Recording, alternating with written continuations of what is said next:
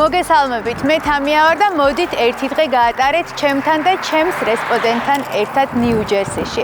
მე თქვენ გაგაცნობთ დღეს საქართველოს სამთავრობო ღონისძიებების მთავარ შეფს, მახოს წამომყევით და ერთად გავიგოთ მისი ამერიკული ემიგრაციის ისტორია. დავიბადე 1973 წლის 15 ივნისს, ქალაქ თბილისში. პროფესიით ვარ მართველი შეფი. 2012 წლის 26 იანვარს დავტოვე სამშობლო და წამოვედი ამერიკაში. მე ვარ მალხაზ მაისაშვილი და დღეს ვარ თამია სტუმარი, რომ მოგიყვეთ ჩემი ისტორია. მახო, ძალიან დიდი მადლობა, რომ ხარ დღეს ჩვენი გადაცემის სტუმარი და უნდა გაგვიზიარო შენი ემიგრაციის ისტორია და არა მხოლოდ. მე როგორც ვიცი, საქართველოში რა პროფესიითაც იყავი დაკავებული, იმ პროფესიას აგრძელებ აქ. დიდი სიამოვნებით მოგესალმებით, მადლობა რომ დაგვითმეთ რომ ვისაუბროთ. მინდა რომ დავიწყოთ სულ თავიდან. ვინ იყო მახო საქართველოში და რას აკეთებდა? ვინც არ გიცნობს, მოდი გაიცანი ჩემს მაყურებელს. საქართველოში მოღვაწეობა დავიწყე 1999 წელს, სასტუმრო ივერიაში დღევანდელი რედისონი. ვიყავი სულ რაღაც 16 წელს. ანუ მთელი ჩემი ცხოვრება, ასე ვთქვა, ჩემი კარიერა დაუთმე სამზარეულოს. ძალიან მაინტერესებს ეს ჩემია, ეს ჩემშია, იმიტომ რომ სხვა მე არაფერი არ შემიძლია არ გამიკეთებე და ალბათ ვერც გავაკეთებ ახლა. და მე ისე მოხდა, რომ რა თქმა უნდა არ არსებობს ჯარისკაცი, ვინც გენერალობაზე არ ფიქრობს, როგორც იტყვიან. და თან ისე მოხდა, რომ გახდი პრეზიდენტების ინაუგურაციის მთავარი შეფმზარეული, ხომ ასეა? და დელეგაციები საქართველოში რაც ჩამოდიოდა სტუმრობდა, შენ იყავი ამ ყველაფრის თავში და მთავარი შეფმზარეული. აი მოგვიყევი ახლა ამ ამბებს. ისე მოხდა, პატარავე ასაკში, გამსახურდიას პრეზიდენტობის დროს, ჩვენი სამზარეულო წავიდა შავნაბადაზე ინაუგურაციის მოსწყობად. აქედან გამომდინარე მე როგორც მაშინ ახალბედა მზარეული, მეც წამიყვანეს, თან მაინტერესებდა რა თქმა უნდა და მოვხვდი გუნდში და იქედან დაიწყო ჩემი წარმატებული დღეები, წუთები და წლები. შეიცვალა პრეზიდენტი, შემდეგ შევარდნაძე იყო, მასთანაც მქონდა ჩვენ თანამშრომლობა, პრეზენტაციები თუ რამე ხდებოდა საქართველოში, აბსოლუტურად ყველაფერს ჩვენ ვაკეთებდით, მე რა თქმა უნდა.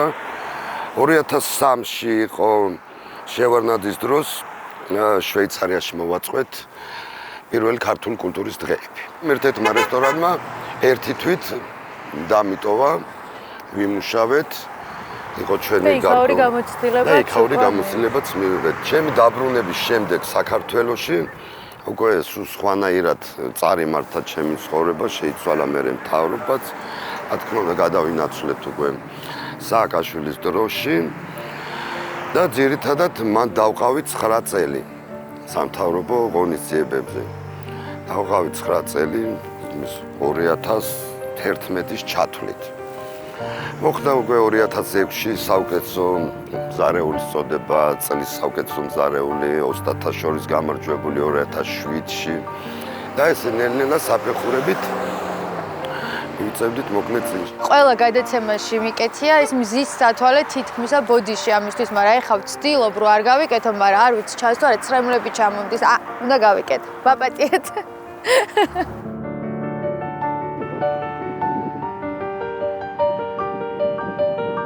ჩემი გადაცემის გენერალური სპონსორია საქართველოს ბანკი. საქართველოს ბანკი ემიგრანტებს სთავაზობს მათზე მორგებულ დისტანციურ მომსახურებას. მსოფლიოს ნებისმიერი წერტილიდან შეგიძლია გახსნა ანგარიში და მარტივად მართო შენი ფინანსები. ეწვიე საიტს Migrants.G, დატოვე მონაცემები და გაიარე უფასო კონსულტაცია შენთვის საჭირო საბანკო პროდუქტებზე. ეს ადგილი მომწონს, აქ დავსხდეთ. დავსხდეთ. თან ტბა გვაქვს წინ ხედი. ლამაზია. მე ჩავსვათ ეს კადრი, რომ წინ როგორი ხედი გვაქვს მაჩვენოთ ჩვენს მაყურებელს. დღეს კარგი ამინდია შედარებით, ცოტა კი ქარია, მაგრამ კარგი ამინდია. და ნიუ-ჯერსი ძალიან მომეწონა. უნდა გადმოხვიდე მაშინ. არა, აქ ესე იგი რომ შებინდება ისე კვდება ყველაფერი რომ. ხო არა? რომელ საათზე კვდება? 6-დან 7-დან? უკვე 5-6-დან. ბრუკლინიდან დადიხარ ყოველ დღე აქ? ვაუ, რომელ საათზე? 5-ზე გამოდივარ იქ. რომელზე იღვიწებ? 4-ზე, რომელზე იძინებ? 8-ზე. გაიგეთ ხალხნო? ძალიან მაინტერესებს ეს ინაუგურაციების ამბები და ვფიქრობ, რომ ჩვენს მაყურებელსაც აინტერესებს. რა სპეციფიურ სამზადისთან არის დაკავშირებული ინაუგურაციები და ზოგადად პრეზიდენტებთან მუშაობა? მოკლედ, რაც შეეხება სამთავრობო ღონისძიებებს, არის მინდა გითხრათ ძალიან საინტერესოა. ეს ხდება შეფის, პასუხგებელი შეფის, ანუ ჩემი და კვების სამსახურის უფროსის მიერ შეთანხმებული მენიუს დაგეგმა. რა უნდა მირთვა, როგორ უნდა მირთვა სეზონიდან გამომდინარე, მაგალითად სიტყვაზე, როცა ცხელა ზაფხული, არა თევზი, არა ღორის ხორცი. და თუ უნდა? მოწამვლის ალბათობა დიდია და ასე რომ არანაირი. ანუ პასუხგებლები ვართ ჩვენ მის ჯანმრთელობაზე. ანუ შესაბამისად ნაწილობრივ რაღაც გადაწყვეტილებას ჩვენ ვიღებთ. იქიდან გამომდინარე რომ უსაფრთხოდ იყოს ეს პრეზიდენტი იქნება, მინისტრი იქნება თუ იქნება ყველა სამთავრობო ღონისძიებაზე. ასევე არის ტესტები, ჩვეულებრივი აპარატები, რაზეც სინჯავ არის იმისი შემოდის ექიმი, ამოწმებს გასვლამდე აბსოლუტურად ყველაფერს. ვარგისიანობას მისაც, შენახვის ტემპერატურები და ყველაფერი. და ასევე ჩასხმული მოწამული არ იყოს ეგეც შეიძლება. არანაირად. საკუთარ თავს არ გაწირავს ასე რომ ჩვენი პროფესია არის ძალიან საინტერესო მინდა გითხრათ, რომ აბსოლუტურად ყველა ვინც არ უნდა იყოს მნიშვნელობა არა პარტიას, თავრობას, არანაირი, ანუ ჩვენ გვაქვს ჩვენი საქმე, ჩვენ გვაქვს ჩვენი პროფესია და ვემსახურებით აბსოლუტურად ყველას. აი სპეციფიკა როგორი არის, როგორ ეწყობა სუფრა და როგორ ირჩევა მენიუ ინაუგურაციისთვის? მენიუ ზოგადად სამთავრობო ღონისძიებებზე ირჩევა კვების სამსახურის უფროსის და ჩემს მიერ, ანუ ერთობლივად ხდება მისი არჩევა. ზუსტი დეტალები მოდი შევთანხმდეთ იმაზე, რომ რაღაცებს დავიტოვებ საიდუმლოდ, იმიტომ რომ ეს არასდროს არ ხმაურდება და არც გახმაურდება ალბათ მომავალშიც. რომ ჩვენ ცოტა სხვა სკოლა გვაგავლილი, ჩვენი ტესტირებები გვაგავლილი, სპეციალური მომზადება გვაქვს დეტალებში. მოდის მოხდით ვერ ჩავწდები, არის რაღაცეები, რასაც ვერ ვიტყვით. მაგრამ ეხლა მინდა თქვენ გადაცემაში ვთქვა ერთი დიდი საიდუმლო, რომელიც არავინ არის აქამდე. იყო პერიოდი, როცა გარკვეული თვეები ვიყავი პირადად ბიძინა ივანიშვილის პირადი მზარემელი, რომელიც ისე ვიმუშავეთ ის 6 თვე, არავინ არ იცოდა სად მიდიოდი, სად მოდიოდი. ასე რომ ყველა ვინც არ უნდა იყოს, არის რაღაც საიდუმლო, რომელიც თქვათ მოდის დაცვა, შენ თვითონაც არ იცი იმ წუთში სად მიდიხარ. რომელი საჭმელი უყვარს ყველაზე მეტად ბიძინა ივანიშვილს ვერ მეტყვი ხო? სააკაშვილის პირადი არ ყოფილხარ. პირადი არ ვიყავი, მე მაგრამ მისი იყავი გასვლების და პრეზენტაციების სააკაშვილის მოღვაწეობის პერიოდში აბსოლუტურად საქართველოს 99% შენობის პრეზენტაცია არის ჩემი გაკეთებული. მე ვიყავი პირადი მზარეული სხვა არის, რომელიც ის რეზიდენციაში და იქ გასვლითი მზარეული, როცა გადის ქალაქარეთ, ანუ რეზიდენციის გარეთ, უკვე რაც ეხებოდა ქართულ სამზარეულოს ვემსახურებოდი მე. ეს იყო პრეზიდენტი, მინისტრი, პარლამენტის თავმჯდომარე თუ ვინც, მერი, აბსოლუტურად ყველას.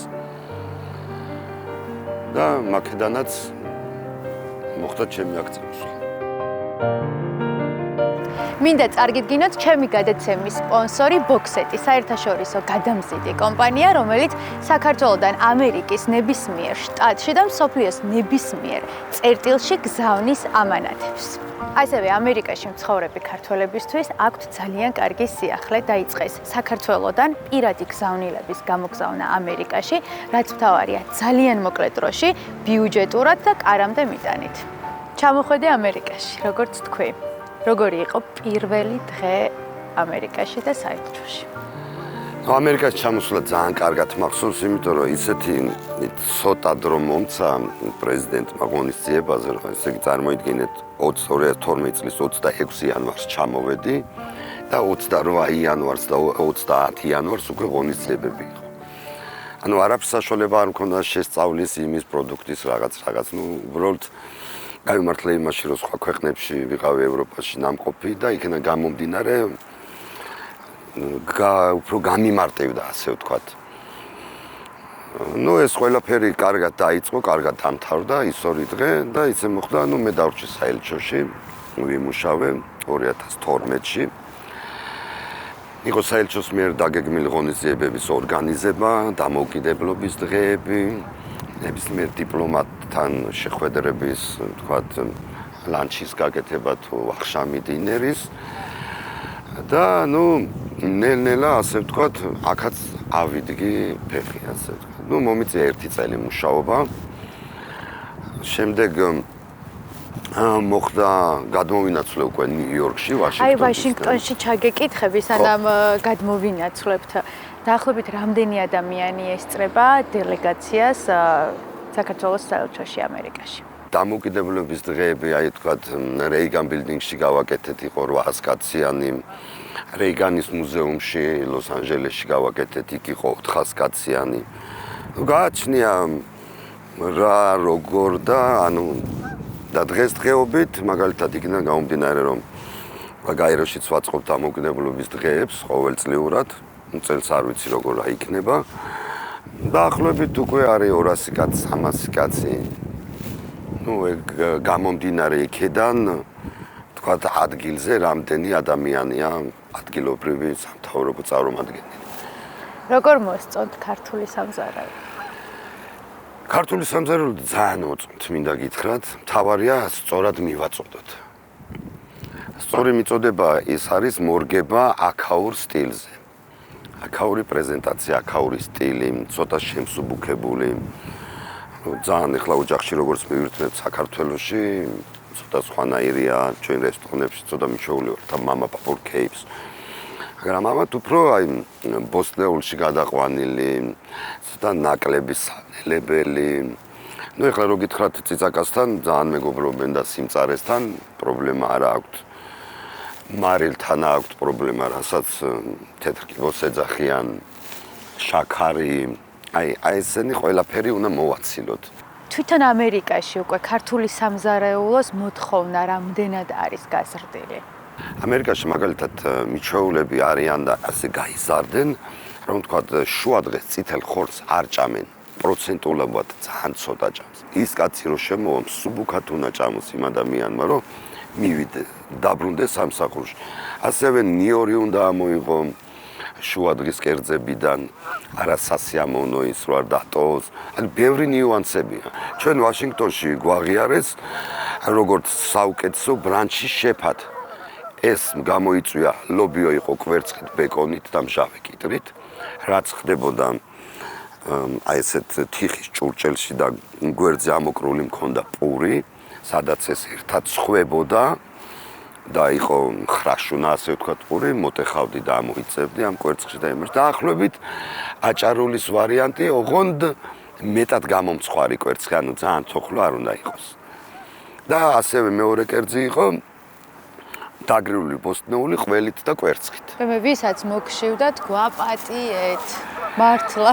ეს ორი კერძი იყო. ვიც ახლა ამას უყურებს ღამეა რა და დაძინებას აპირებს. მე კაია მოვაშიოთ ეს ხალხიც. და ეს ორი იყო, თქვათ, ბრანჩის მენიუ, რაც იყო, ზუსტად ერთ კვირაში გავხდით საუკეთესოები DC-ში. სწორად თუ მიუდგებით, ძალიან კარგად მუშაობს, ძალიან კარგად მოწონთ ჩვენი გემოები.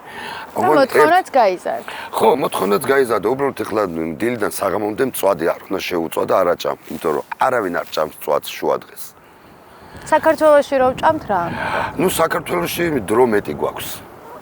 და აქ სულ გვაქვს 1 საათი. ანუ ხაში არ უნდა ვჭამოთ საუცმად? საღამოთი. ესეც იცოდეთ. თან კარგად დაგეძინებათ. ნიუ-იორკი, სადაც მეტია, იგრძნობა. თენთავს ორგანიზმს. ეხლა შუადღეს ენერგია გამოსული როა ბანკის თანამშრომელი და ხმერულს და ხასსაჭმელ დაეძინება იმ ბანკში ეხლა. რა წერს და ჩამოეძინება. ასე რომ აი ეს არის ნიუანსები, რაც უნდა გაითვალისწინოთ. ფიქრობ, რომ ეს ნიუანსები, რასაც ამერიკაში კვების ობიექტები იცავენ, საქართველოშიც უნდა დაიცვან კვების ობიექტებმა. ეხლა მე მაპატიოს ყველამ და ეხლა დილიდან მწვადით დაწყება ცხოვრები ცოტა რთული, ანუ რაღა უნდა აკეთო დღის განმავლობაში, ხო? სიტყვაზე მწვადი ვჭამოთ საღამოს და არა დღის პირველ საათზე ეს კიდე იდეალური იქნება. არსებობს ლანჩის მენიუ, ბრექფესტი, დინერი, ჰეპი აუერი, სადღაც გარკვეული 1-2 საათი და ანუ ბრანჩზე თუ გადაერთვება საქართველოს ხო ძალიან სასწაული იქნება ბრანჩის მენიუს. ერთი სასმელი კი გვიყვარს ქართველებს დალევა და ერთ ჩიქა შამპანური ბრანჩზე კიდე მისწრება იქნება. როგორ ფიქრობ, როდესაც ქართველი საქართველოში შედის რესტორანში შუადღით ან დილით და უნდა ხაში ან ესეთი მძიმე საჭმელი და მწვადი და ვერ მიიღებს, იმიტომ რომ ის არის მხოლოდ ბახშმისთვის. რა რეაქცია შეიძლება ქონდეს ქართველ მომხმარებელს ამ დროს რესტორანში? როდესაც ვერ მიიღებს ბრანჩის დროს მწვადს ან საუზმედ ხაშს. კატეგორიებად უნდა დაიყოს. მაგალითად ხინკალი ყველგან არ უნდა იყიდებოდეს. იმიტომ რომ ხინკალზე უნდა წახვიდე კონკრეტულ სახინკლეში, ასე ვთქვათ. ანუ მე რო რესტორანში მივდივარ, კლასიკურ რესტორანში და მინდა სტეიკი ვჭამო, ახლა ბოდიში ყველასთან, მაგრამ არ მინდა რომ გვერდზე ვიღაც დაჯდეს და ხაში ჭამოს ან ხინკალი ხრუპოს, ასე ვთქვათ. ანუ ხინკალზე უნდა წავიდეს ის კატეგორია, რომელიც მეც ვიქნები იმ მდგომარეობაში, რომ დილით ხაში და მწვადი მომინდება, წავალ იქ და არ შევაწუხებ პირობითად ვინც სტეიქს მიირთმევს. ანუ უნდა დაიყოს ფასტ-ფუდები, ტრაფიკვებები, პატარა რესტორნები, სახინკლეები, ბარები, კლასიკური რესტორნები. ანუ ჩვენთან თითქმის საცოლო შეხვდე ხინკალი არ ყველგან. ეგ ორი კერძი, რომელსაც აქვს ძალიან სპეციფიური სუნი, ეს არის ხინკალი და ეს არის ხაში, რომელიც კედლებში ჯდება შენობის. ასე რომ კარგი იქნება თუ ესე დაიყოფა როგორც პირობითად აქ არის დაყოფილი ეს ყველაფერი. წავედით ახლა უნდა გადავინაცვლოთ მახოსთან. ეს არის პირველი ქართული საწარმო ნიუ-ჯერსიში და ხინკლები და ხაჭაპურები უნდა გავაკეთოთ ერთად. წამოვხდით.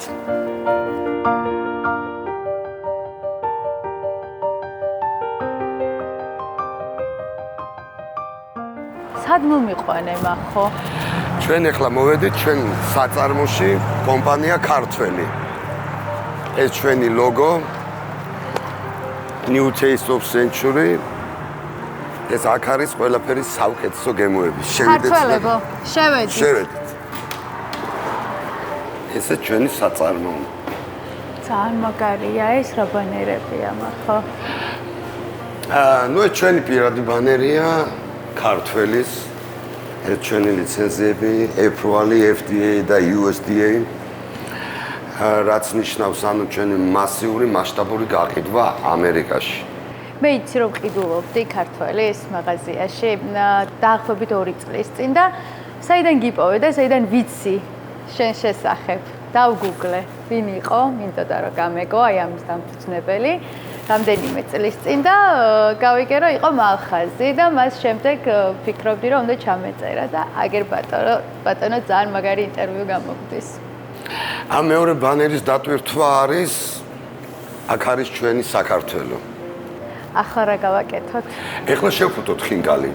კი ბატონო. ხაჭაპურით შევფუთოთ, თან გამოვაცხოთ და გავაგზავნოთ. გავაგზავნოთ.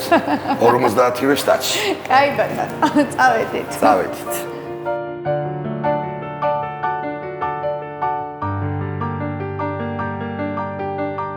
ნუ ცოტა შეიძლება დიდი მქონდეს, მაგრამ არა უშავს. და აუ და რამდენი ხინკალი უნდა დავშევფუთოთ?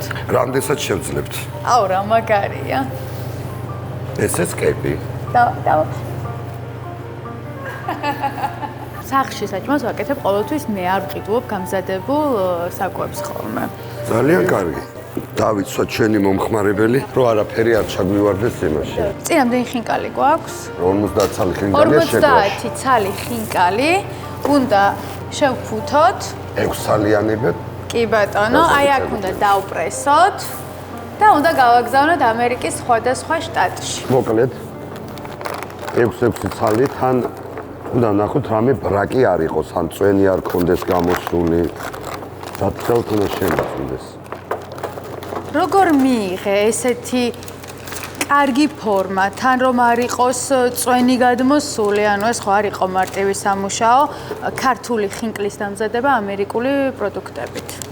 ნუ სპეციალური არსებობს აგერ გვაქვს რაც ფორმას აძლევს აპარატი, რაც ფორმას აძლევს და შემდეგ ხდება ხელით დამთავრება. აი ეს ხელით არის. ხო, ბოლოს ხელით არის მოკრული თავი და არის დანით მოჭრილი. ანუ გვაქვს სპეციალური ზომა. 12 ნაოჭიანია ჩვენი ხინკალი, უნდა გითხრათ. ანუ 12-იანი, ამას თავისებური ახსნა აქვს. გაგინდობთ ამ სამზარეულოსაც. საიდუმლოს უბრალოდ. ანუ ზოგადად ხინკალს, ვიძახთ რომ ხინკალს რაც მეტი ნაოჭი აქვს, კარგია, მაგრამ ამას თავის საიდუმლოა. ანუ ხინკალს რაც მეტი ნაოჭი აქვს, მით ნაკლები ხორცი ჩადის შიგნით. რაც ნაკლები ნაოჭია, მით უფრო ბევრი ხორცია შიგნით ხინკალში. ასე რომ 12 ნაოჭიანი მაქვს აღებული სტანდარტულად, რაც შეფარდებაში ცომი და ხორცი ერთმანეთთან არის კარგად. არც მეტი, არც ნაკლები. კი ბატონო, რა დრო დაგჭირდა იმისთვის, რომ აი ეს მიგეყო? დამჭირდა მე დაახლოებით 6 თვე მარტო მე. ასე რომ აი საწარმოში ვიყავი მარტო ჩაკეტილი და ვტესტავდი 6 თვის განმავლობაში ცომს, რომელიც 3 დღეში უკვე გაიგებ რა ხდება. დაახლოებით იმ 6 თვის განმავლობაში 54,000 ხინკალი დავტესტეთ და გადავყარეთ მინდა გითხრათ. და მივედით იქამდე რომ ჩვენ ხინკალს ვადა აქვს 2 წელი, რომელსაც არაფერი არ მოსდის. 2 წლის მერე უკვე აღარ ვიცი. მე აქ 6 ცალი უკვე მოვედი. ოკეი. მოდი ახლა ეს აი ეს დადევთ უზე. და ეს. მოდი იქით ამ მხრიდან დავდოთ და ჩვენმა მაყურებელმაც ხარო ნახოს. ესე? კი. და ცოტა მოწინა. ესე? ხო. და ახლა დაადე. ცოტა ხანი გააჩერე. კი ბატონო. აი ხმაროს რო გამოსცემ. всё, იყო უკვე ხმა. всё, კი იყო ხმა. ეგ არის. ის არის. ესე ჩვენი ხინკალი. ესეც ჩვენი ხინკალი. ვინ არიან ადამიანები, რომლებიც საწარმოში მუშაობენ?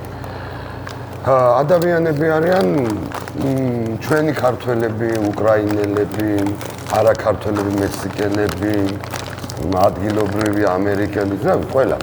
ხინკალი შეიძლება მოახურეს მექსიკელმა? კი, რა თქმა უნდა, რატო? რამდენად მარტივად? ორი ხელი. კი, რამდენად მარტივი იყო მათთვის აგეხსნა აი ეს. ეს ყველაფერი არის ტრენინგების ასაკ. ხდება ერთკვირიანი დატრენინგება. ნუ რეცეპტად რჩება, აბსოლუტურად ჩემი რეცეპტებია. თავარია დაიკითხო, დოზები დაიცვა. აი ეს არის ჩვენი ქართველი მეგობრებო ხინკალი. აი მართლა სხვანაირი შეგრძნება არის, როდესაც ხარ ამერიკაში, ემიგრაციაში და მოდიხარ ქართულ საწარმოში, სადაც ამზადებენ ქართული გემოს ხინკალს. ამერიკაში, საქართველოში რამდენი აქვს დამიწერეთ? აქვს 180 კალორია ერთ ცალს. მალიბუ მეუბნება ახლა, რომ კუჭის გარეშე 60 აქვსო და აბა რამდენად მართალია დაგვიწერეთ. მანდოე. და ამის გარდა ხაჭაპური? ამის გარდა ჩვენ გვაქვს ხაჭაპური, იმერული ხაჭაპური, აჭარული ხაჭაპური, ფენოვანი ხაჭაპურები, ლობიანები, კუბდარი და გვაქვს სხვადასხვა ზომა. აბა მაშინ სტუდიაში აჭარული ხაჭაპური. ესე ჩვენი ხაჭაპურები. მოვიდა, ჩვენი ხაჭაპურიც მოვიდა. რა მაგარია. ეს პატარა აჭარულები. ნახეთ რომელიც ყველაზე გამომცხვარია, კი, გამომცხვარია ბოლომდე. არაფერი არ უნდა მას, უბრალოდ უნდა გაცხელება. იმერულებით შეულებრივად გამომცხვარია. სულ უნდა 3 წუთი მაიკროვეივში ან ღუმელში 12 წუთი. ეს რა არის? ეს არის კარაქი. კვერცხი? თან მიყვება კარაქი. ნუ კვერცხი ოჯახში ექნება თიმი. და ინსტრუქცია ხო აქვს? კი. ესეც ჩავდოთ ჩვენი აჭარული. ესეც მოვამზადოთ გასამგზავრებლად. კი ბატონო. ეს ყველაფერი მოვამზადოთ და კარგი ქართული სუფრაც გავშალოთ. აუცილებლად. ეხლა როგორ გავაცხელოთ ჩვენი ხაჭაპურები? ამოვიღეთ აჭარული. აგერ დადებ, გვერდზე დავუდეთ. კი ბატონო. ამას ყველაფერს ინსტრუქციას აწერია ტემპერატურები, რამდენ ტემპერატურაზე და როგორ გამოვაცხოთ. 10 წუთში იქნება მზად. მერე კარაქს დავადებთ. მერე კვერცხის გული და კვერცხი. ხინკალი სხვა არ მოვხარშოთ ბარემ. კი, მოდი მოვხარშოთ ბარემ ხინკალი. წყალს მარილი უნდა? ოდნავ მარილი. უნდა მოურიოთ. ოდნავ მარილი. და ჩვენი ხინკალით ჩავყაროთ. და მოურიოთ. წყალი რო ადუღდება, ჩაყრიდან 15 წუთი უნდა ხინკლის მოხარშოს. ხშირი მორევით სანამ წყალი დაიწყებს დუღილს, რომ არ მიიკრას. დრო ერთმანეთს არ მიეკრას. დრო დავაყენოთ.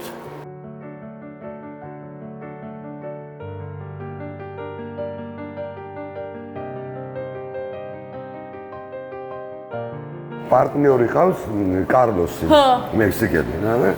ეს რო ცომს ამუშავებს და კარლოსი ჭრის, არა. მიდი მეიტანე ისი და ესე წავა მოვა. და მეიტანე ისი რა ჯანდაბა მეთქი მე. ესე ოკეი, წავა მოიტან. კი, ასწავლა ქუთაისური. ერთხელ შემოვდივარ, ხო, და იმენა ქუთაისური ქართული იცის. ხო. ტიპმა იცის. მექსიკელმა იცის ქუთაისური ქართული. სალამი შეფ, მე თუ ოკეი, სალამი შეფ. ნელა გეიციე. რაღაც რომ ნელა გეიციე. ხინკლის გაკეთებასთან ერთად სწავლობენ ქართულსაც, ხო ასე არის? ქართულსაც კი. როგორია? აბა მოვაყავე ხო. ეტა. მე როგორც იმერელი ქალი. დაიწყე ხაჭაპური. იმერებს გავსაჭე. შეგარ. მოვაყავე. ნაბა? ქართული გიო. რამდენი წლის იყავი პირველად, როდესაც აღმოაჩინე, რომ სამზარეულო გიყვარდა? 9-10 წლის ასაკში მოვამზადე სახლში ეგრეთ წოდებული соуსი. კარტოფილის და ხორცის, ხორის ხორცით და რაღაც.